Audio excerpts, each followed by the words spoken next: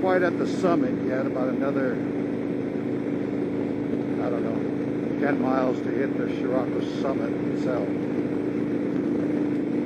But it's a whole lot of nothing, as I said before. See behind us.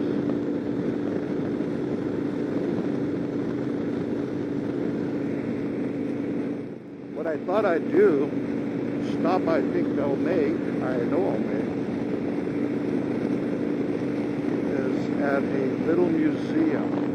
How many of you are World War II buffs?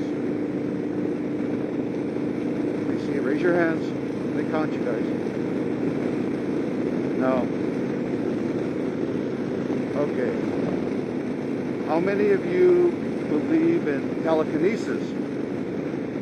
All those who believe in telekinesis, raise my hand. Not working. Oh, wait. Thank you. No, what we're going to do is, again, I don't know how many of you are World War II buffs out there. I'm not a World War II buff, but I find it interesting. I find the history interesting. And I'm sure you've all heard of George Smith Patton. George S. Patton. Well, this is the area he did his desert training. And the museum I'm going to stop at is the George S. Patton Training Center. And apparently, from what I understand, again, I'm not a buff, but I find it interesting, that shortly after we got involved in World War II, like I say in 1942, the Germans were already in Africa, pushing their way towards Egypt, and with the intent on taking over the Suez Canal. The British didn't have enough forces to stave off that advance of the German army. So George Patton was tasked with training the troops to send them there to Africa. They've never had a desert war before in the U.S. So nobody knew anything about it, what was necessary to train for the desert. So he was out scouting around various areas that closely resembled the area they would be training in. And this is the area.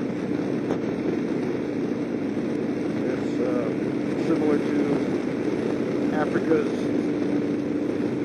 desert areas.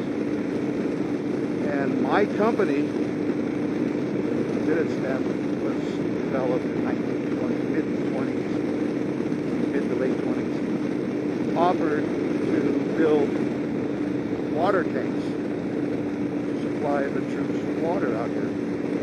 And George Patton said no, they're not going to have water tanks available for them when they're out there fighting, so they wanted to train them without water, or just the water that they brought in. So, over 1 million troops passed through this desert training center. There's still tracks out there scarred into the desert of the tanks they used. There's still artifacts out there. I'm sure it's probably been gone through quite extensively, so I don't know how much is there left remains, but this museum is what they found, and the items they found in the history of George S. Patton. So that's the first stop. It should be just ahead, so I'll get back to you when we get there. Okay, we're pulling off at Shirako Summit. This is the last stop for gas for quite a while, so I better hop off here. Interesting history on this area, Shirako Summit. Shirako. Everybody says it differently. But the family owned, still does. There's property out here. And they're the ones who actually gave the property to the U.S. Army. Or, I don't know if they gave it to them, but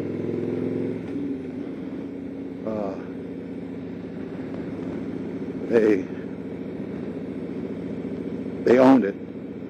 Now, if you look straight ahead, see that camouflage item right there? And out there, they're tanks. And we're going to stop at the George S. Patton Museum.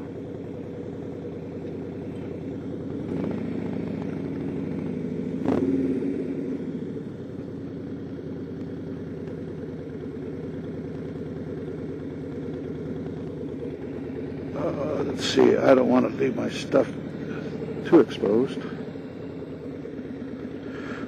Okay.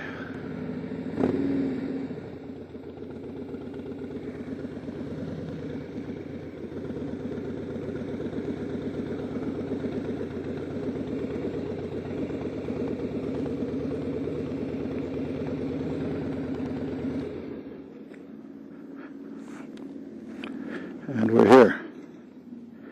And it's hot.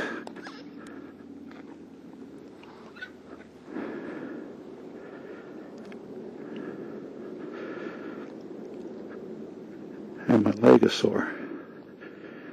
There's the General George S. Patton Museum. And there he is in all his glory.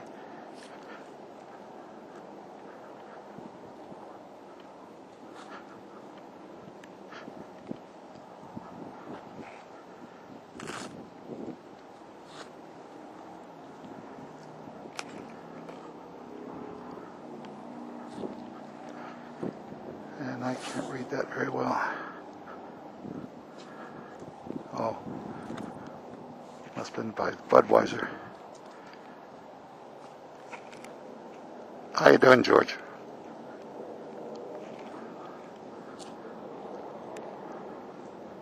Okay, let's go take a walk. I think it's like $4.